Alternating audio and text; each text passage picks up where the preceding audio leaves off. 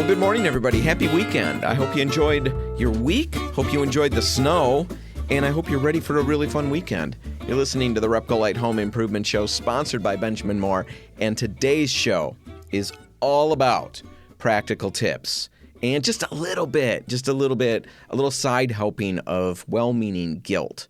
You know, the good kind of guilt. The kind of guilt your mom used to make. You know, the kind of guilt you really want to have. It's going to be nostalgic. Anyway, here's what I've got going. At the end of the show, we're heading to glue school. And yeah, that sounds kind of dumb, but it's going to be useful. We're going to talk about different glues, common glues, and then we'll break down which glue works best for different projects and why you'd use one over another. So that's coming up. We're also going to be talking about painting in cramped quarters, tight little spaces, how some paint tools can help make that process and that project a little easier. But before we get to all of that, let's get back to that guilt, that good, well-meaning, that kind guilt. And to get us there, I want to start by talking about some of my dreams. You know, not my hopes, not my wishes, none of that. I want to talk about literal dreams, you know, recurring dreams. And I've got 3 classics, and man, they get me every time. First, I'm back in college, and I realize suddenly, after a whole semester of not going to this particular class, I realized that there's this class that I have, and I find myself running around campus trying to find a schedule that would tell me what room it's in or what building it's even in, or somebody who can point me in the right direction. I hate that dream. Very stressful. Second, my second recurring dream is a classic no pants dream, right? I think a lot of us have those. Don't know why, but I'm walking around in just my underpants. I'm at the grocery store. I'm at church. I'm at college. Wherever I'm at, no pants, just underpants. And I'm talking to everybody, and everything's cool till I drop something or look down and I realize, man, nothing's cool. I don't have any pants on. And then there's this massive struggle or massive freak out as you try to find a way out of the grocery store or college or wherever you were, so you can go find pants, I guess. Hate that dream too. But my least favorite of all of these dreams is the surprise test dream. You know, everybody in the class is prepared, and then I'm sitting there at my desk completely stunned that we've got a test to take. I'm not ready, haven't studied at all, I'm going to bomb it, and for some reason that's worse to me than the no pants dream. Don't know why, but I hate the surprise test dream the most. Anyway, all of those dreams boil down to one thing: feeling unprepared, right? Unprepared to get groceries, unprepared to take my test. You get it. And that brings me to the home improvement point for the week. Winter came early this year with snowstorms that stuck. Were you ready for that? Was your home ready? Now, if not, no shame. There's no shame in that. I got caught unprepared on a couple things too. So here's some well-meaning guilt, or maybe it's just a quick checklist. Maybe that's how I should have said it all along. People like a checklist more than they like guilt. Here's that well-meaning guilt or a quick checklist to help you make sure that you're ready for winter, because it seems like it's arrived. All right. First thing, did you winterize your gas-powered lawn equipment and tools? You know, either run the gas tanks dry on those items or fill them up with new gas and the proper amount of stabilizer. Now, I'm thinking specifically about leaf blowers, lawn mowers, things like that. But you know what you've got in your garage or your shed. Did you winterize them? Now, if you're going to put the fuel stabilizer in, you do want to make sure that you run that engine briefly after you've done so to make sure you circulate everything through the system. So keep that in mind. What about battery-powered lawn equipment of any kind? Lithium-ion batteries shouldn't be left in our Michigan garages over the winter. So check with the manufacturer of the equipment that you've got, but most of the time you're going to find that they recommend getting those batteries indoors and storing them in a cool, dry place at about 30 to 50% charge. So there's a lot of little hoops to jump through here. Don't store them at full charge and don't store them fully discharged. Did you get your hoses disconnected from the spigots outside? Did you haul them inside and get them into your basement? I mean, not everybody needs to do that, and not everybody does that. I never did that until one year, a few years back. I think the hot water heater sprung a leak, and I needed to pump the basement empty, and I didn't have any hoses that weren't full of ice. From that point on, I try to store one hose inside just in case the unthinkable happens once again. What about a power washer? If you've got a gas-powered power washer, of course, you've got to drain the fuel or add stabilizer, but also make sure that you flush all the water out of the system. Remove the hoses, store those inside if you can, and then consider adding pump saver to prohibit moisture from forming in the pump while you store it over the winter. If you've got an electric power washer, drain the water, just like the other one, but then store the whole thing inside. Much better. Those are just a few of the little projects that can sneak up on us and kind of catch us unprepared when we get some early snow that sticks. Don't skip these and don't get caught with your pants down next spring. A little allusion to my dreams that I talked about earlier. Don't get caught next spring with some equipment that doesn't work. Check these items in your home and then run through a mental checklist of all the other things that you normally would have done and make sure you've got everything crossed off. All right, that's the home improvement point for the week. Now let's take a break, and when we come back, I'm going to show you how the right tools can help you paint in cramped areas, cramped quarters, without losing your cool. That's all ahead. Stick around.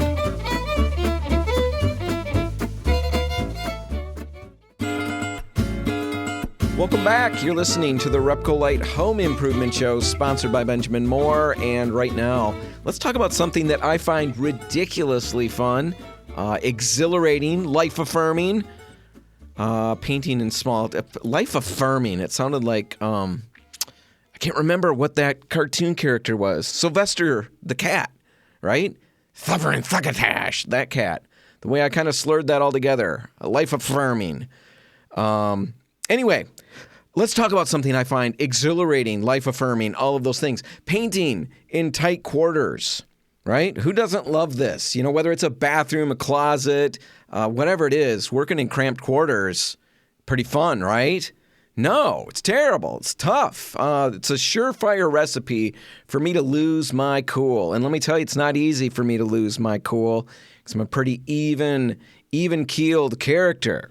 No, I'm not even-keeled at all. But even if you were even-keeled, working in a tight area where every time you turn around you bump into something, and half the time that something is covered with fresh paint, and you get it on your elbow, and then you turn around and you hit somebody with your other elbow right in the forehead, and then that kid's crying. All they wanted was mac and cheese or something and wondered if they could make it. Now you clomped them in the head, and you got all of that to deal with. All because you're working in this tight, ridiculous space. I hate painting these little areas. But there is good news. If you hate it too, with the right tools and with a few smart strategies, you can maximize the success that you have and minimize all the painting headaches that arise. So that's what we're going to be talking about over the course of the next couple weeks. Today, we'll talk about the tools that you need. Next week, I'm going to get to some of the strategies to employ. And let me tell you, just looking ahead, those strategies, pretty smart, pretty brilliant. You're going to want to tune in to make sure you catch that. That's next week. All right, let's start with the tools. And of course, I should preface all of this with saying that you're going to need all the usual paint tools. The ones that I'm listing and going to talk about are just kind of the special tools that will help you in these situations. All right, so let's jump into the first one. It's a ladder.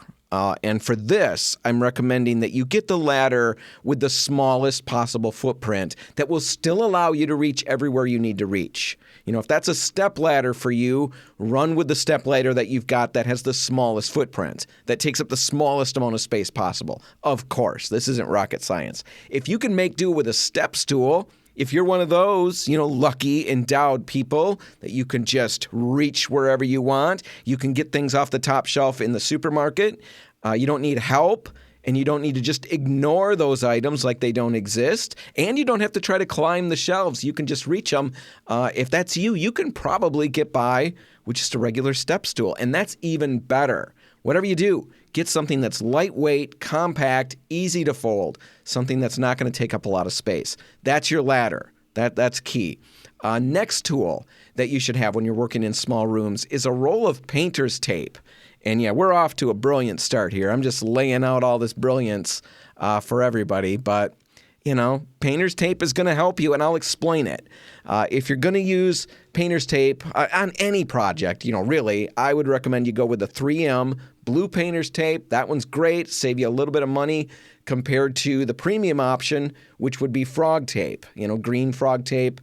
The green frog tape is great. You're going to get probably better results more easily with it, but you can really get good results with that blue painter's tape as well. So that's the painter's tape that you would generally use for pretty much any project. If you happen to be taping over a surface that's recently been painted, where the paint is, maybe 24 hours old or more, it shouldn't be less than that. If you're trying to tape over an area that has been painted and it's only been painted, within about 24 hours, hasn't been longer than that, then give it some more time. But if you are taping over something that was painted at least 24 hours ago or so, you're going to need to use a delicate surface tape, like yellow frog tape, like 3M's delicate surface tape. I think it's purple now. Either one of those. That will work over those surfaces. Never, in that instance, use a standard masking tape because it's just going to pull up that fresh paint.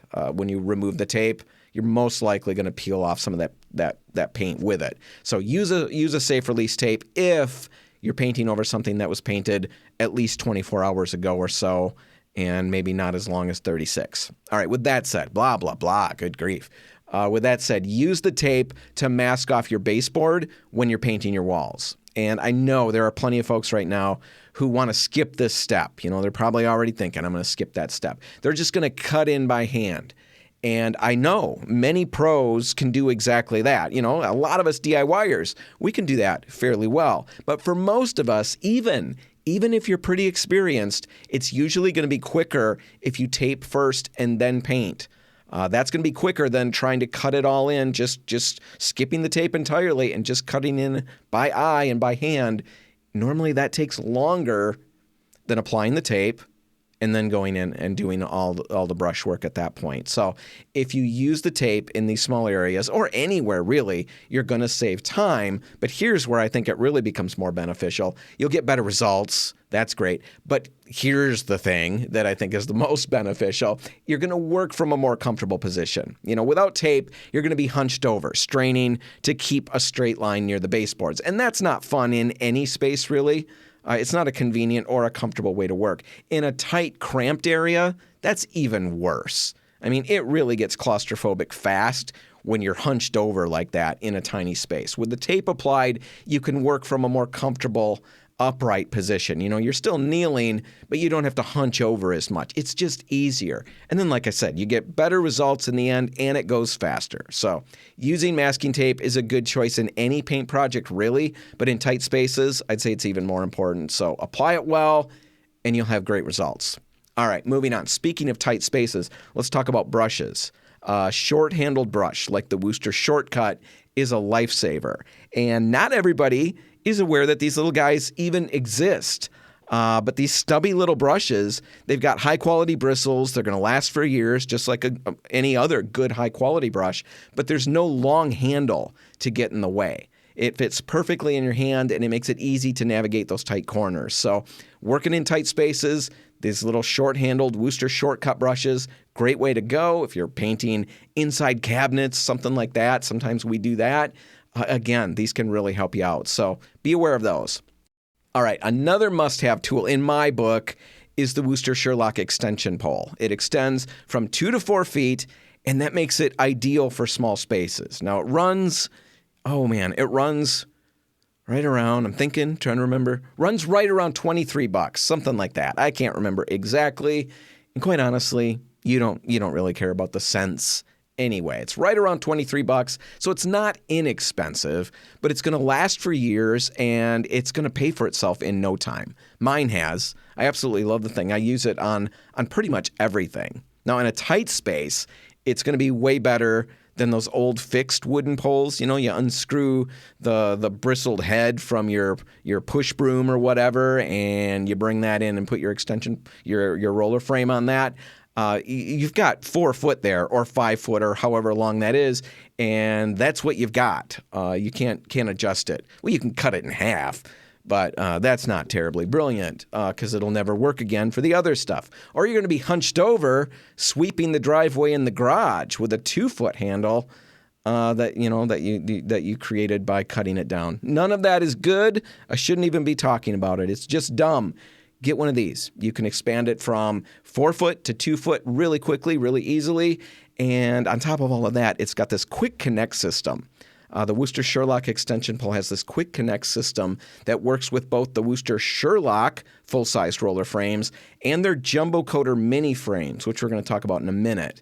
And why that's important, it makes switching between these two different frames seamless. All you do is push a button, pop one off, and snap the other one on in place. There's no threading and unthreading to do. It's crazy fast and crazy convenient. And in a little space like this, there's going to be times where you do want to switch them back and forth. And to have to unthread one, rethread the other one on, then unthread oh my goodness. What a pain. You don't want to do that. You'll feel so cool swapping these out left and right with this quick connect system. And to me, that's half of it right there. I mean, I will swap these things out even when I don't need to, just because the people who are watching me always say, that was super cool. So if you want to look cool painting, that's the way to go. Another thing about these is that they've got this hex nut locking system that works with the Wooster frames and this extension pole. And what that means is that once you've clipped your frame in place on the pole, that hex nut locks it in automatically. And that prevents the roller frame from rocking loose as you're working. You know, if you've ever used one of those old cheap threaded frames on a standard extension pole, you know how they can work their way loose and then you've got to retighten them from time to time? That won't happen with these. It's not the end of the world. It's not the biggest thing, the biggest frustration that happens when you're painting, but it's not terribly fun. This eliminates that. All right. With all of that blah, blah, blah, that got me away from my main point. All I'm trying to say here is grab one of these expandable extension poles. You know, not every single tight space that you work in allows you to use an extension pole, not even a small 2-foot pole, but you're definitely going to be able to use this one in more tight spaces than a typical extension pole. And since it expands to 4 foot, you really can use it anywhere else as well. It's a great tool, and if you do a fair amount of painting, it's worth the money. That's the Wooster Sherlock extension pole.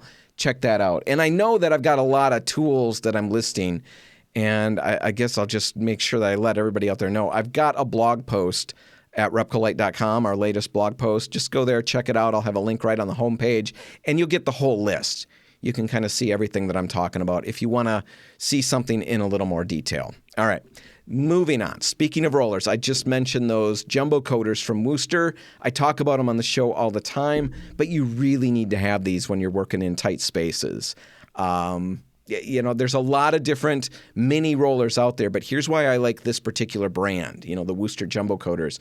I like these because the material and nap of the roller covers that you get, even for these little mini guys, these little tiny roller covers, that matches exactly the larger roller covers that you're getting from Wooster. So there's no visible difference when you switch tools. You know, if you use another system's mini roller and then try to pair it with the roller nap of a larger cover that you got from somebody else, you're running the risk that the texture is going to be different. And if that texture is different on the wall, that can affect the overall look of your color. It can affect just the look of the finish and all of that, but it even can affect the color and how that is perceived by you and by your eye. So definitely get mini rollers for your project because it's nice to have smaller rollers for tight spaces, you know, like above the door and whatnot. And then make sure that the mini rollers you grab are the Wooster Jumbo Coaters because the roller texture covers will blend seamlessly on your wall as you switch between the full 9-inch cover and these little tiny ones, these 4-inch ones. All right, you're going to have great results with that. So Jumbo Coater mini rollers, get those. All right, that's a lot of info, and I'm only partway through. But all of the really great stuff still coming. So as great as what we've just done has been, oh my goodness, what's coming is even better. So we're going to get to that on the other side of the break. So just hang with me, and we'll be right back.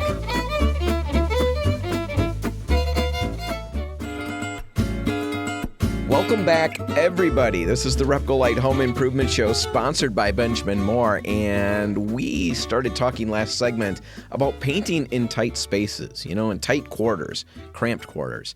You know, I don't know about you, but I get a little claustrophobic in tight areas, and for me, as little as I am, you think this would be like, you know, just my comfort zone. But as little as I am, even trying to do some painting in an 8x8 space can get me a little antsy.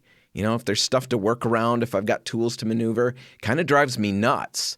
And even if it doesn't bother you in that way, even if you don't have the claustrophobia, or that claustrophobic feeling closing in on you, painting in small rooms still isn't a ton of fun. So we're talking about some ways to tackle those projects as painlessly as possible. Now, last segment, we started talking about some tools, must-have tools for small spaces. We're going to wrap that conversation up right now.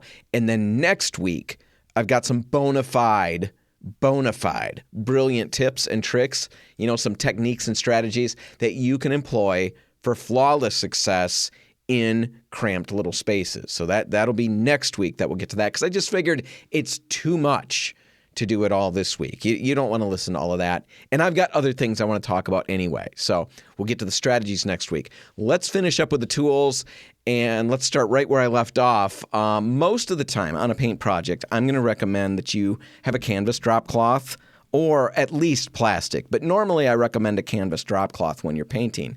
And my favorite recommendation when it comes to these things is a 4x15 canvas runner. It's inexpensive, crazy easy to reposition. It's going to last for years. I've got a couple of them that I've just had forever. I use them on any project. I'm working in the garage, I'm working outside, whatever. On the driveway, we refinished some furniture last summer, and we get these canvas drop cloths out. It's just a lot nicer to work on that than the concrete itself. I recommend these all the time. But in a small space, like what we're talking about, especially a small space with hard surface floors, like a bathroom, I wouldn't recommend the canvas drop cloths. I wouldn't recommend a plastic drop cloth. You're just going to be tripping over it. Instead, I'd recommend white masking paper.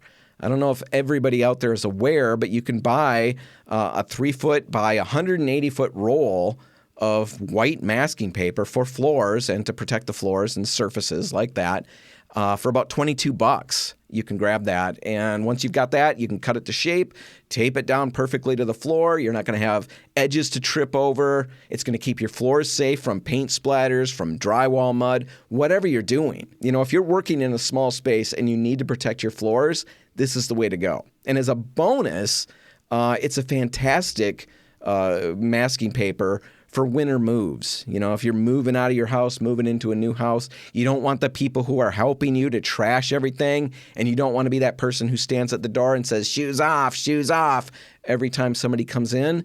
You can roll this over the main walkways, maybe put a couple layers on depending on how bad everything is outside, and that will protect your floors and keep them cleaner as people are trucking in and out of your house. On top of all of that, it just gets better if you've got kids and you've got leftover of this.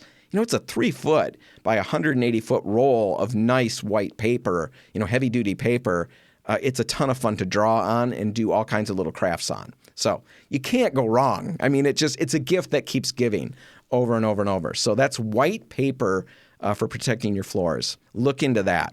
All right, finally, as we get to the end, you've got to get the right paint for your project, and don't skimp on paint quality when you're making that choice. Better paint means better coverage. It means easier application. It means longer durability, which means you're not going to be redoing this as often. You want to get this project done, and you want it in your rearview mirror for a long time. You don't want it looming because the paint didn't hold up. So get good paint. If you're painting a bathroom, I'd recommend Benjamin Moore's Aura Bath and Spa. It's moisture resistant. It's going to come in a matte finish. That's really, really cool because it's going to hide imperfections, and a matte finish gives your color depth and richness that a finish that has more shine to it just can't do. So that's Benjamin Moore's Aura Bath and Spa. It's a premium product, but in a bathroom, there's so many different things that could go wrong, moisture related. This product is going to resist all of that. It's made for spas as well as the bath. It's going to hold up. So check that out. For other rooms, we've got other great options. Repcolite's Optima, Carefree, Benjamin Moore's Regal, which, by the way, is on sale this month at Repcolite. You can save over $24 a gallon. It's 30% off its usual price. You can take advantage of that at any Repcolite location now through the end of the month. So get the right paint. Make sure you do that. All right. Finally, before I wrap all of this up and get myself a drink of water, I've got a couple of weird tool tips. Have you ever tried a headlamp while painting? I know that sounds ridiculous, but in a cramped, poorly lit space, that could be a lifesaver. So think about that. And here's a fun DIY hack, a little project within the project. You can make a behind the toilet brush, and all you need is an edger pad and a stir stick. Now, an edger pad, it's something you can get at Repcolite, inexpensive.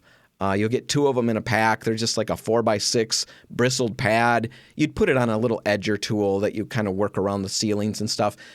We have mixed feedback on how those edger tools work along the edge of the ceiling, but the edger pad, if you get that, you can buy just the pad refills. Get that, get a stir stick, and then glue the stir stick to the back of that pad, or tape it, duct tape it, whatever you need to do. Once you've got that on there, you've got this little wand, this little brush loaded up with paint. You can slide it behind the tank, and you're good to go. You're going to paint that section so easily. No stretching, no bumping the toilet tank, no trying to remove things in order to get at the wall behind there, and no leaving the wall, unpainted. How many of you have a little square behind the toilet tank that doesn't have the current wall color on that? I know I've got that in 2 bathrooms. I need to get a hold of one of these, make my own, and paint that area. So that's another quick weird tip. One last one, don't forget tin foil. Painting in a small space, it's not going to be dry and ready for a second coat by the time you finish. So you're going to have some wait time. And if you want to minimize some of your pain, wrap your brush and roller between coats in tin foil to keep them fresh and ready to go. And there you go. I know that was a ton of info, but the right tools, they really can help you as you work in what's, not usually a very comfortable situation. The right tools make a difference. And as I mentioned earlier in this segment or the last, I've got all of that information on a blog post at repcolite.com. Just head there, click the main banner on the homepage, and you get a full list of everything I talked about. Okay, let's take a break, and when we come back, we're going to school. We're going to glue school.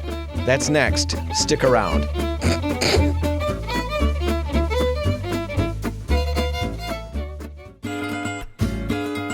And we're back. We're at glue school now. We're at glue school. I hope you caught my little joke at the end of last segment. I told you we're going to glue school, and I said stick around.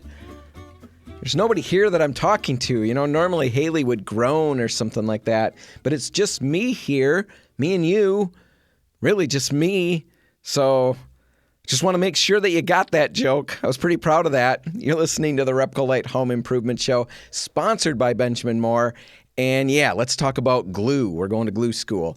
And let's start with this. Have you ever stood in the glue aisle at a store and just felt completely overwhelmed? I mean, it's a wall of options. There's different types. There's different brands. There's all kinds of different claims. And it's easy to just grab whatever has the flashiest packaging or whatever makes the biggest promise. But here's the thing. Not all glues are created equal. There are specific glues for specific applications, and using the wrong glue can turn your DIY project into a bit of a mess. And sometimes when that happens, using that wrong glue, ending up with that mess, can leave you thinking that all glues kind of stink and that they're temporary fixes at best. Now, I know that's true, at least for some of us, because that's me. That's how my brain worked until, a few years back.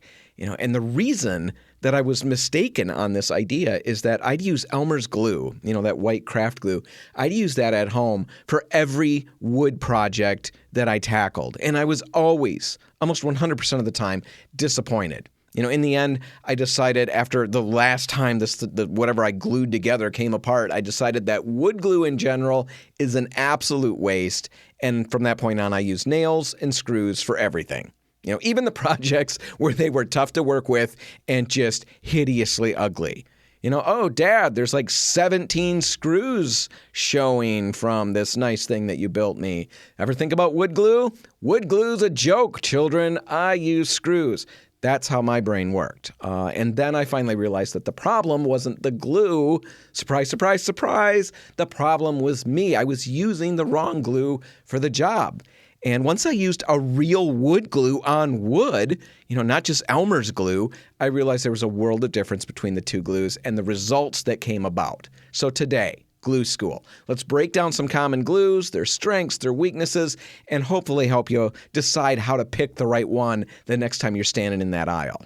All right, let's jump in and let's start with PVA or polyvinyl acetate glues. Now, these glues are water-based and they air dry. They're great for porous materials, and there are a few of them that I'm sure you're really familiar with. So we'll work through some of the big standouts here. Wood glue is a PVA glue. It's specifically designed for woodworking. It penetrates the wood fibers. It creates a bond that's often stronger than the wood itself.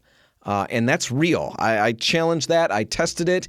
And, years back, I was blown away. I'd seen something online where somebody had glued boards together, and then when he tried to break them apart, they broke somewhere else along the board rather than on that glue joint. And it's the case. It really is that strong. Generally speaking, you'd use this kind of glue for furniture repair, fixing a broken chair, maybe tightening up loose joints or pieces. For example, I used it on an old high chair that we had where the spindles that made up the backrest, they were all coming loose a little bit, so I glued them all in place. Wood glue, perfect for that. I've also used it to secure dovetail joints in dresser drawers. Because it's so strong, way stronger than you might think it is, you can even use it to join boards edge to edge if you're making maybe a tabletop or a bench top. It's good for picture frames. It's good for a ton of other repairs. Basically, if you're joining two pieces of wood, this is the way to go. Now, some application tips when you're using wood glue. It's pretty basic, but use clamps to hold your project in place as the glue dries. Also, when you're using it, make sure that you clean up any excess glue with a damp rag or a damp cloth right away. It doesn't usually dry clear, and it's tough to remove completely once it's dried, and it's a bit of a bummer. So make sure you're wiping it clean, all those extra drips right away. Finally, use the right one. If you're working outside, there are water-resistant versions that you should check out. So that's wood glue, all right? Another PVA glue. We've already talked about it a little bit. Elmer's glue. It's really common. It also goes by a name. I guess you could generally call it a white craft glue. My old nemesis, right? But only because I was using it wrong. I was asking too much of it. It's sometimes what people do of me or what the children do of me. They ask too much. I'm not inferior. I'm just not able to be what they want all the time, right? I was asking too much of my Elmer's glue. Now, though it says that it's going to glue wood on the packaging, it's important to realize that what they're talking about there, I didn't realize this, the people who put that on there are saying, hey, lightweight applications only, people. That's what they're saying, right? It's ideally suited for porous materials like paper or cardboard. That's where Elmer's glue is really going to shine. Don't use it for heavy-duty applications. Don't use Elmer's glue outside, all right? These glues are great for paper crafts, school projects, dioramas, collages. You can glue loose wallpaper edges down with it. You can fix broken ceramic items. You can repair small wooden toys or something along those lines. Elmer's glue, good for lightweight stuff. Not something you want to use as a heavy-duty adhesive. You're going to be sad and disappointed if you try to use it for those kinds of applications. All right? Mod Podge. This is the last PVA glue that we're going to look at. It's a little bit newer, but I'm sure most of you are familiar with it. It's used in a ton of little crafty applications. It's similar in viscosity to Elmer's glue, maybe a little runnier, but its main claim to fame is that it's a glue, a sealer, and a varnish or a finish all in one. So Mod Podge, you'd use it for collages or decoupage, but then you can go back over top of all these little pieces that you glued down with your Mod Podge and apply an entire layer of it and give them a finish, everything from a matte all the way up to a gloss. So that's Mod Podge. Another common glue, we're moving away from PVA glues. Another common glue is hot glue, and we're probably all familiar with that. You've probably burned yourself with hot glue before. You know this glue. It's a quick and effective adhesive for many projects, especially those things requiring, super fast dry and lightweight bonding. However, its best uses are for temporary non-structural bonds. It works really well on porous materials like wood and cardboard, but you definitely want to avoid hot glue on glass or metal. It's great for a lot of little crafty type projects, and it can also be used effectively on lots of materials around the home if you're looking for a temporary repair until you can get something more permanent worked out. Hot glue gets used too often for what people think are going to be long-term fixes, and that's just not its thing. If you're using hot glue for long-term fixes, that's really just the wrong way to look at it. If what you're working on needs to be permanent, you need to look somewhere other than hot glue. It's just there for quick temporary bonds until you can figure something else out. That's how you should use hot glue, or at least think about it. All right, epoxy. Let's talk about another glue. We see this in the glue aisle, the two-part epoxy. These come in those weird little two-chambered syringes. One side contains a resin and the other side contains the hardener. And when they're mixed, they create a chemical reaction that results in an incredibly strong bond. Now, two-part epoxy adhesives are among the strongest and most versatile adhesives available. They can be used for everything from arts and crafts to heavy-duty industrial and automotive repairs even. Their ability to bond with so many different materials combined with their strength, all of that works together to make them an essential tool in many DIY and even professional environments. So it's good to be aware of these things. It's good to have them on hand for when you might need something that's this strong or has this much strength or versatility to it. Some of the most common uses for epoxy adhesives are going to be for creating long-lasting bonds between metal parts, for bonding plastics, ceramics, and glass.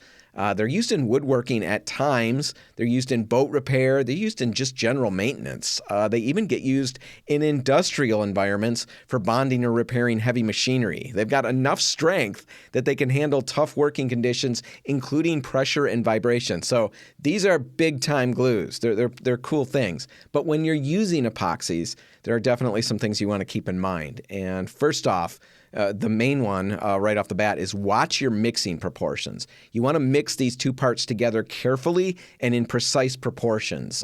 Incorrect mixes usually can have a negative impact on your project, so be careful when you're mixing them. Also, you do have to remember that you've got to work kind of quickly here. Usually once they're mixed, you've got about 10 minutes or so of open time or work time before they start to set. So you're going to have to work quickly, and because of that, you don't want to mix the whole tube right away. Don't just pour that all out on your paper plate and stir them up with your little popsicle stick and then go to work, because if you can't use all that glue up in 10 minutes, it's not going to be of any use to you at all. So you got to work kind of pacing yourself and mix only what you can use in the next 10 minutes or so, and then you mix a new batch. All right. Next glue, super glue or cyanoacrylate or CA glues. These glues are fantastic for small repairs on surfaces like metal, plastic, glass, but you do need to keep in mind that they can be brittle under moderate to heavy stress. They're great for repairing ceramic or glass materials, for bonding plastic and metal components together, so you break a vase, just like on the Brady Bunch. You're being careless in the house, the basketball gets out of your hand, knocks the vase over.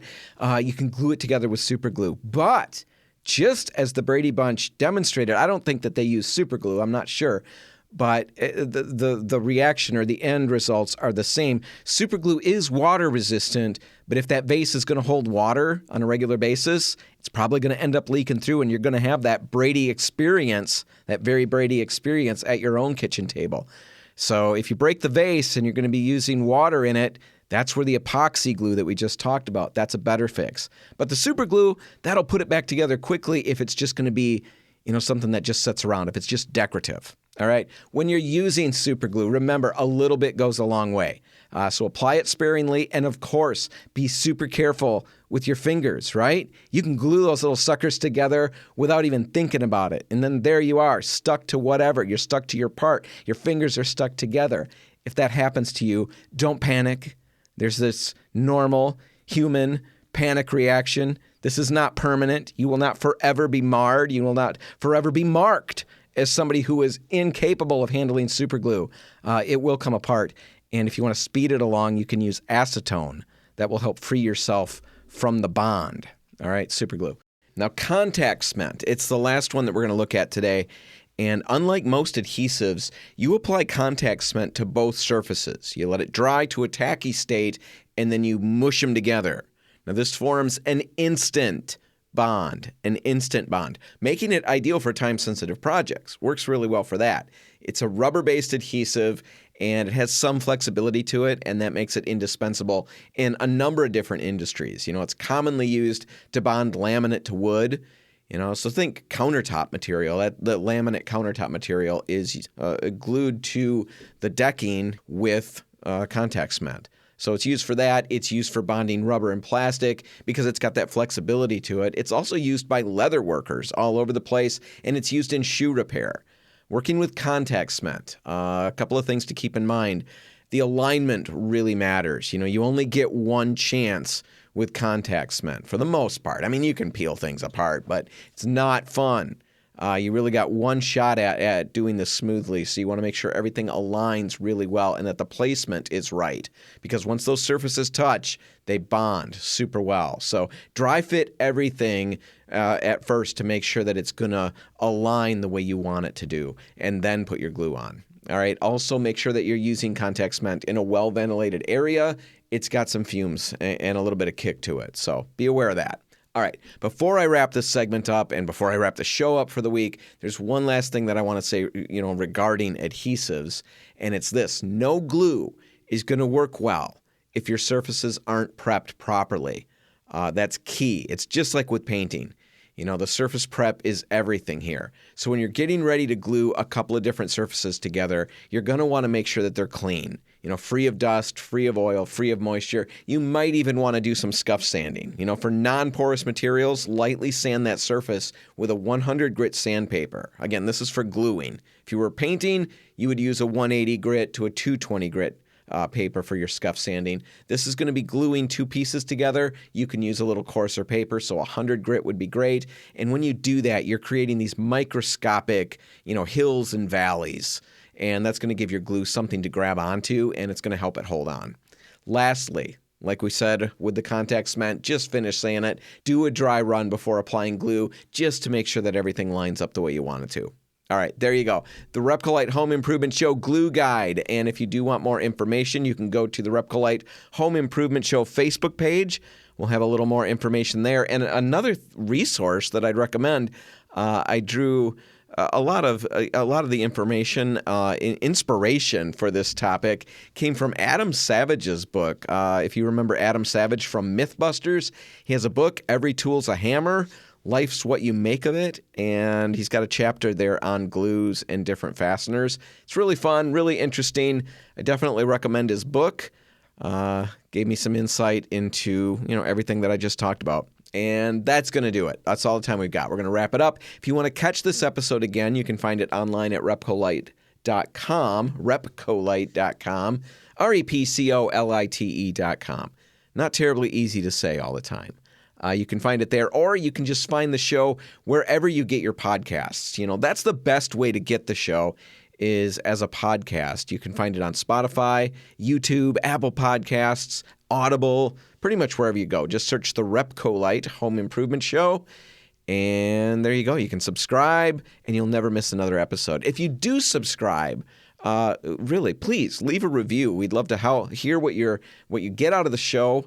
Hear what you think about it, and it also helps me make the show more visible to more people. So leave a review if you would. That would be great. All right, whatever you do today, make sure paint's a part of it. Remember the Regal Select Eggshell and Matte sale is going on at Repcolite locations all December, and that's 30% off those products all month long. So check that out if you're nearby, if you're near a Repcolite store. Have a great weekend, everybody. I'll see you next week. I'm Dan Hansen. Thanks for listening.